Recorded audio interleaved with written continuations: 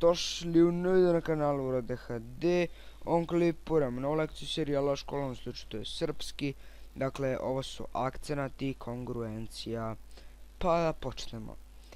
Imamo 4 akcenta, odnosno znakova za akcenat u našem jeziku. To su silazni dugi, silazni kratki, ulazni dugi i ulazni kratki.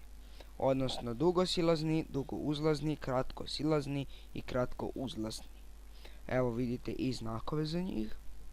Nos, to je dugosilazni, nosonje je dugouzlazni, rebrosto je kratkosilazni, rebro kratkouzlazni. Rečenični akcenat naglašava se informativno važna reč ili sintagma. Važan je za izraženi govor ili čitanje.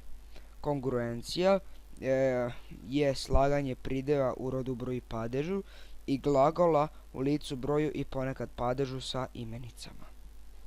Čitam zanimljivu knjigu. Marko čita knjigu. Marko je čitao knjigu.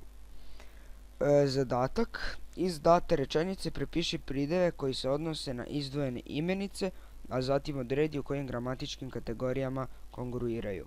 Kruška je bila stara, razgranata, sa korom sasvim sasušenom, oljosnutom od stabla i glavnih grana.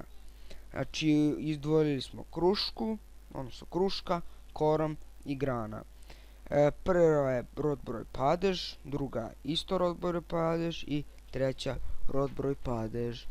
Eto, to je bilo to. Tiče ovog klipa. Nadam se da sam pomogao da ste uživali i ćao.